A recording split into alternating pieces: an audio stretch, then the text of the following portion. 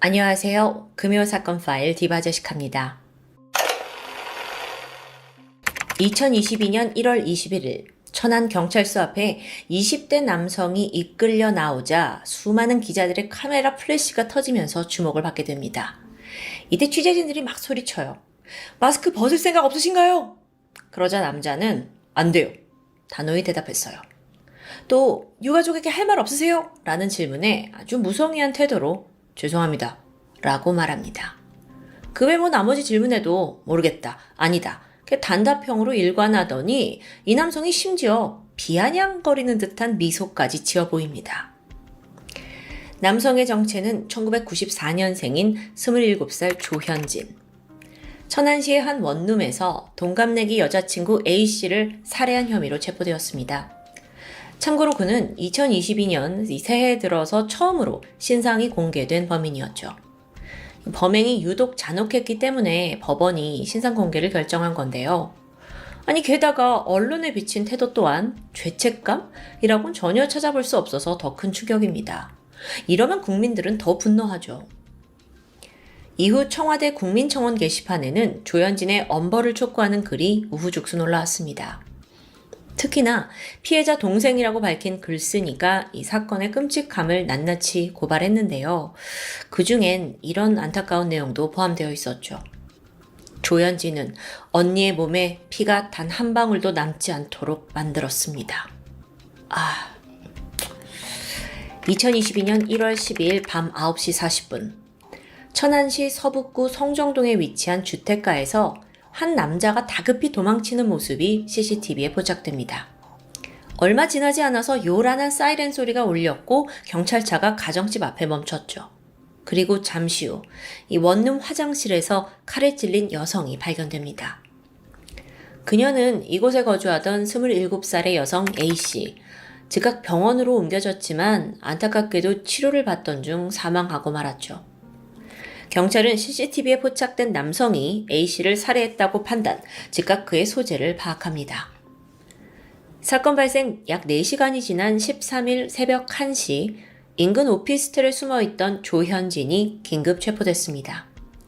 이때 조 씨가요, 필사적으로 저항하면서 밖으로 나오지 않으려고 했대요. 그래서 경찰이 오피스텔 문을 강제로 개방해서 그를 끌고 나왔죠.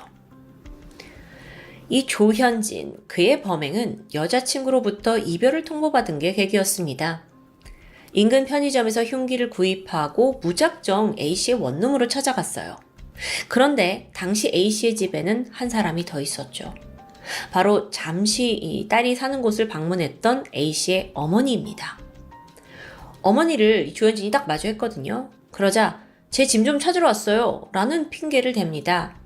사실 조 씨가 이 A씨와 동거를 했는데 실제로 짐이 아직 남아있긴 했거든요.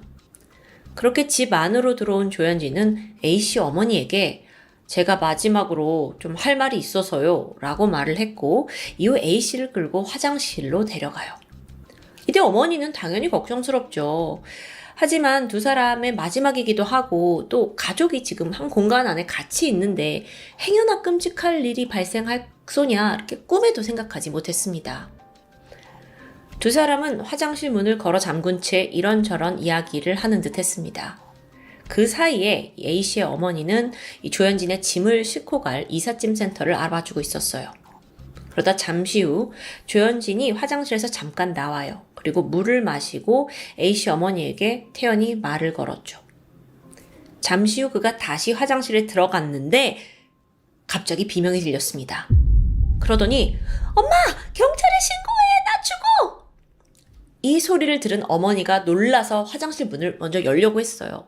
근데 문이 꿈쩍도 하지 않는 거예요. 안쪽에서는 계속 딸의 비명이 쏟아졌고요. 엄마 신고해! 빨리 신고해! 나 죽이려고 해! 엄마 살려줘! 이때 어머니 심정이 어땠을까요?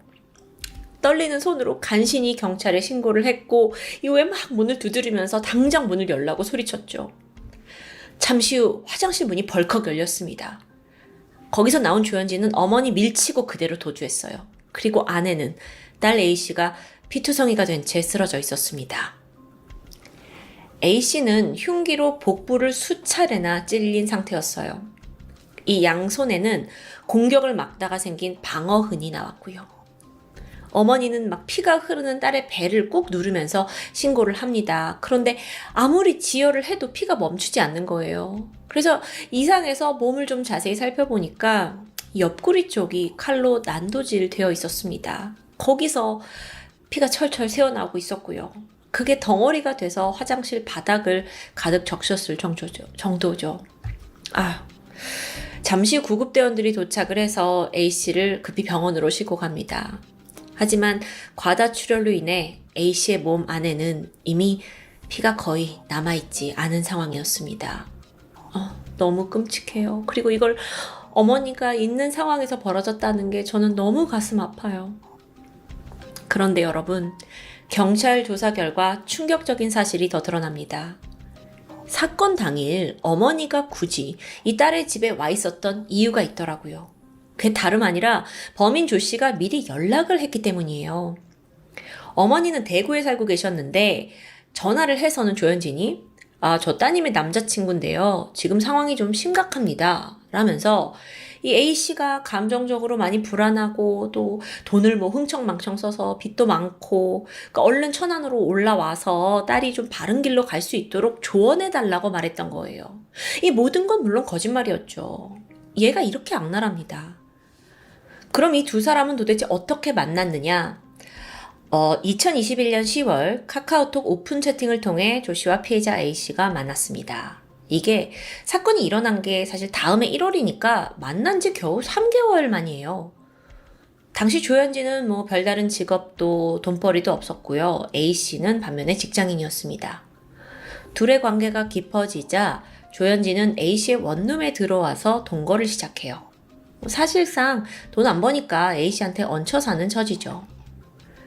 지난 2달간의 동거 기간 동안 조 씨는 A씨의 카드를 사용해서 월세, 식비, 게다가 지 자동차 기름값까지 다 결제했어요.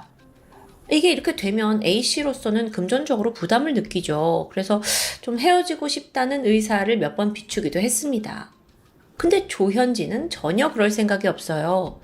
맨날 빈둥거리면서 직장도 돈도 없는데 A씨한테 얹혀 사는 이 삶이 지금 딱이거든요. 어쩌면 이 조현진은요, A씨를 여자친구라기보다 그냥 자기 삶을 해결해줄 상대로 본 건지도 모르겠습니다. 근데 사실 이 조현진이 A씨 어머니한테 전화를 해서 한 말은 정반대였어요. 어머니, 제가 A양과 지금 어머니 딸과 헤어져도 전 상관없어요. 근데 어머니가 좀 심적으로 이 불안한 딸을 붙들어 주셔야 하잖아요. 이런 가증스러운 태도를 보인 거죠. 그리고 나서 어머니가 같이 있는 공간에서 A씨를 죽인 거고요. 어머니는 부랴부랴 천안으로 왔습니다. 근데 와서 딸을 만나보니까 이 남자친구란 조 씨의 말이 사실이 아니었다라는 걸 알게 돼요.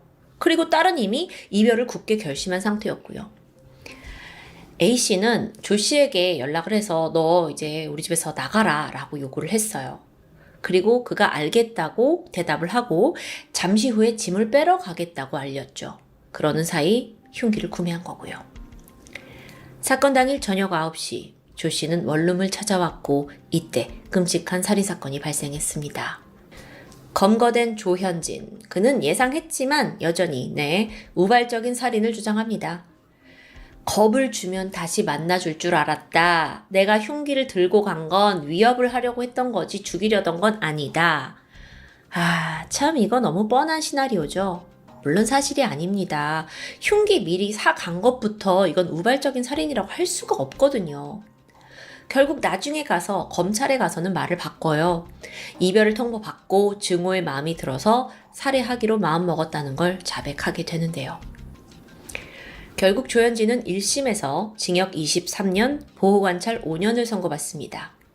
하지만 그의 악랄함은 여기서 그치지 않았죠. 항소심에 이제 들어가는데 그때 총 21번에 걸쳐 반성문을 제출해요. 근데 이 반성문이라는 거 내용을 좀 보면 숨진 피해자 탓으로 돌리는 게 대부분이었어요. 예를 들어서 평소 여자친구 A씨가 돌아가신 내 부모님을 욕하고 비난해서 그 원망이 누적돼서 범행을 저질렀다는 겁니다. 그러니까 자신의 죄에 대한 반성이라고는 찾아볼 수 없고 애초에 A씨가 문제였다는 이 말도 안 되는 태도. 여기에 재판부가 따끔하게 지적했어요. 중요한 건 조 씨에 의해서 지금 피해자가 죽었다는 점이다. 네, 이게 핵심이잖아요.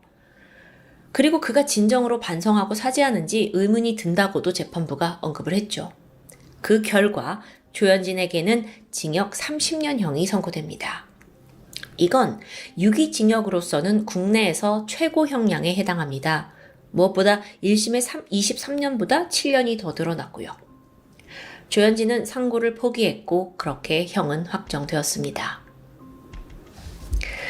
사실 이 사건 3개월 사귄 남자친구가 동거를 하긴 했는데 이건 아닌 것 같다, 헤어지자 라는 요구에서 벌어진 참혹한 살인사건입니다. 요즘요, 참 이런 사건 많이 접하는 것 같아요. 이별을 통보한 후에 여자친구를 죽인 남자. 이제는 목숨을 걸고 애인을 사귀어야 되는가? 이런 생각이 들 정도예요. 근데 사회적인 현실이 이게 과장이 아니죠. 범죄 심리 전문가가 얘기를 하길 평소에 피해의식을 가진 사람이 누군가를 만나면 좀 병적으로 집착하게 될 가능성이 크다고 합니다. 그런데 사람을 사귈 때 그 사람이 피해의식이 얼마나 있는지 또 없는지 그걸 어떻게 파악합니까? 만나면서 알아가는데 어쩌면 그땐 이미 늦은 거겠죠. 그나마 이별 살인 가해자에게는 사건을 예고하는 몇 가지 징후들이 있다고 합니다. 이거 아주 잘 알아두셔야 될 것 같아요. 기본적으로 상대를 통제하려는 성향이 강하다고 해요. 또 상대의 과거 연애사에 대해 집요하게 캐묻기도 하고요. 게다가 너 내가 연락했는데 왜 받냐 안 받냐, 연락 안 받는 시간 동안 뭐 했냐, 이런 걸로 지나치게 집착을 하거나 또는 싸울 때 발로 차거나 물건을 던지는 폭력적인 모습을 보이는 사람들, 또 만날 때마다 좀 너무 과한 스킨십이나 사람이 많은데도 불구하고 또 과한 성관계를 요구하는 사람일 특징도 있다고 합니다. 좀 잘 알아두셔야 될 것 같아요. 실제 피해자 A씨는 조현진과 교제를 할 때도 그를 두려워하는 정황이 포착되었어요. 신체적으로, 정신적으로 폭력과 착취에 가까운 행위를 당했을 가능성도 높아 보이고요. 그렇기 때문에 데이트 폭력 단계에서 가해자에 대한 가중 처벌, 이게 좀 중요하다는 생각이 듭니다. 그게 피해자를 보호할 수 있는 방안이니까요. 거기에 따른 구체적인 법안도 절실하겠죠. 혹여라도 가족이나 연인 사이에 좀 격해지면 그럴 수도 있지 라고 대수롭지 않게 여기는 분들은 안 계시겠죠. 조현진은 최후의 순간까지도 오직 자신의 범행을 합리화하려고 했습니다. 피해자를 향한 죄책감 보이지 않았어요. 재판정에서 그가 했던 말, 그저 죄송합니다, 이상입니다, 이 두 마디뿐이었습니다.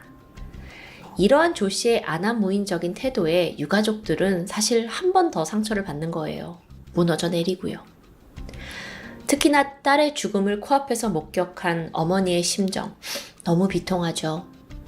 조현진은 A씨 집에서 어머니와 분명 대화를 나눴습니다. 근데 재판에서 뭐라고 했는 줄 아세요? 집에 어머니 계신 줄 몰랐어요. 이러는 거예요. 본인이 직접 전화로 어머니 불러놓고요. 이렇게 말도 안 되는 거짓말로 매번 상황을 모면하려고 들었죠. 추후 그는 사이코패스 검사인 PCLR 평가에서 25점을 받았다고 전해집니다. 이게 총 40점 만점인데요. 25점 이상이면 사이코패스 고위험군으로 분류된다고 해요. 자, 이제 조현진이 교도소에서 보내야 할 시간은 30년. 창창한 미래가 펼쳐지던 젊은 여성의 목숨과 이게 맞바꾼 형량이라고 하기엔 여전히 가볍습니다.